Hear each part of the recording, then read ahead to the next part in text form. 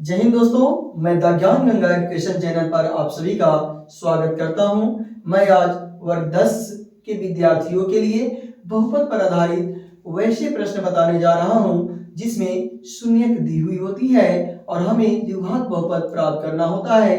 चलिए इसके लिए एक रूल का सहारा हम लेते हैं। रूल कह रही है, अगर किसी द्विघात बहुपद के शून्यक दी हो और हमें द्विघात बहुपद ज्ञात करना हो तब पहले शून्यक को अल्फा और दूसरे शून्यक को बीटा मान लेते हैं। इसके बाद शून्यकों का योगफल अर्थात अल्फा प्लस बीटा और गुणनफल अल्फा इंटू बीटा ज्ञात कर लेते हैं। फिर द्विघात बहुपद ज्ञात करने वाले सूत्र x square minus alpha plus beta into x plus alpha into beta पर योगफल और गुणनफल को रखकर द्विघात बहुपद प्राप्त करते हैं। इस रूल की सहायता से हम प्रश्न को हल करते हैं। देखिए प्रश्न पहला को, किसी द्विघात बहुपद के शून्यक यदि 2 एवं 6 है तो द्विघात बहुपद होगा।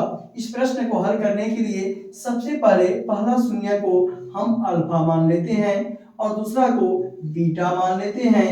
इसके बाद अल्फा प्लस बीटा प्राप्त करते हैं तो ये हमें प्राप्त होती है 2 जोड़ 6 अर्थात 8। फिर अल्फा इंटू बीटा प्राप्त करते हैं तो ये हमें प्राप्त होती है 2 गुने 6 12।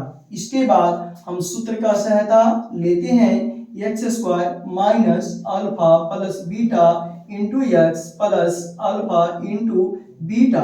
अब हम इस पर क्रमशः अल्फा प्लस बीटा और अल्फा गुने बीटा का मान रखते हैं तो हमें प्राप्त होती है x square minus 8 into x plus 12 अर्थात x square minus 8x plus 12।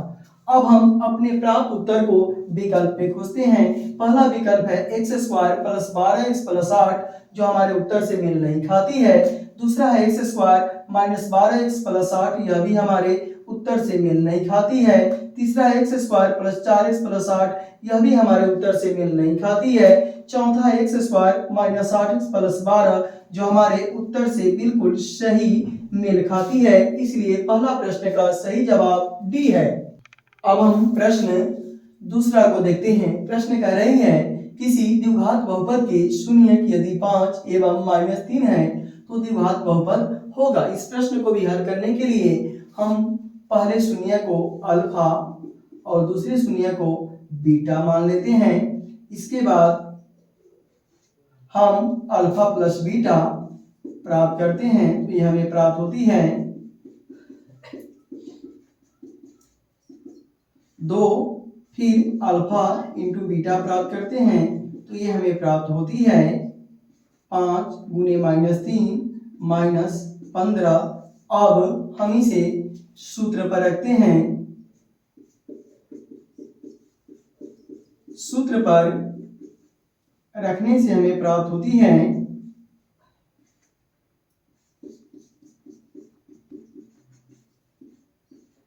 X square minus 2x minus 15। अब इसे हम अपने विकल्प में खोजते हैं। पहला विकल्प देखिए x square plus 2x minus 15 जो हमारे उत्तर से मेल नहीं खाती है। दूसरा विकल्प है x square minus 2x plus 15, यह भी हमारे उत्तर से मेल नहीं खाती है। तीसरा विकल्प है x square minus 2x minus 15 जो हमारे उत्तर से बिल्कुल सही मेल खाती है। इसलिए प्रश्न 2 का सही जवाब सी है। अब प्रश्न 3 को देखिए, किसी द्विघात बहुपद के शून्यक यदि 2 एवं 4 है तो द्विघात बहुपद होगा। इस प्रश्न को भी हल करने के लिए पहले शून्य को हम अल्फा मान लेते हैं और दूसरे शून्य को हम बीटा मान लेते हैं। इसके बाद अल्फा प्लस बीटा ज्ञात करते हैं तो ये हमें प्राप्त होती है 2 जोड़ 4 6। फिर हम प्राप्त करते हैं अल्फा गुने बीटा, यह हमें प्राप्त होती है 2 गुने 4 8। इसके बाद हम सूत्र पर इन दोनों को क्रमशः रखते हैं तो हमें यह प्राप्त होती है x square minus 6 into x plus 8 अर्थात x square minus 6x plus 8। अब हम अपने प्राप्त उत्तर को विकल्प में देखते हैं। पहला है x square minus 6x plus 8 जो हमारे उत्तर से बिल्कुल मेल खाती है, इसलिए प्रश्न 3 का सही जवाब ए है। अब प्रश्न 4 को देखिए, किसी द्विघात बहुपद के शून्य की यदि 3 एवं माइनस 10 है तो द्विघात बहुपद होगा।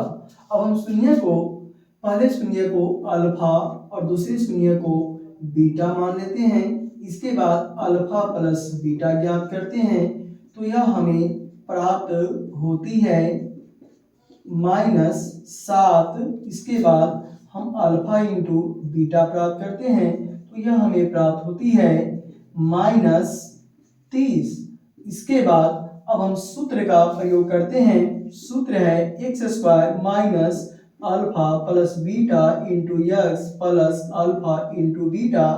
अब सूत्र पर क्रमशः योगफल और गुणनफल को रखते हैं तो एक्स स्क्वायर माइनस योगफल पर हमें -7 into x plus alpha into beta पर -30 को रखते हैं तो हमें प्राप्त होती है एक्स स्क्वायर माइनस गुने माइनस प्लस 7x प्लस गुने माइनस -30।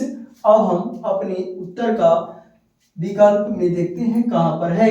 तो पहला है x square plus 7x minus 30 जो हमारे उत्तर से मेल खाती है, इसलिए प्रश्न 4 का सही जवाब ए है। अब प्रश्न 5 को देखिए, किसी द्विघात बहुपद के शून्य की यदि 5 एवं -5 है तो द्विघात बहुपद होगा। अब हम अल्फा बराबर 5 लेते हैं और बीटा बराबर -5 लेते हैं। इसके बाद अल्फा प्लस बीटा को प्राप्त करते हैं तो यह हमें प्राप्त होती है 5 -5 अर्थात 0। इसके बाद अल्फा इंटू बीटा प्राप्त करते हैं तो हमें प्राप्त होती है 5 गुणे -5 अर्थात -25।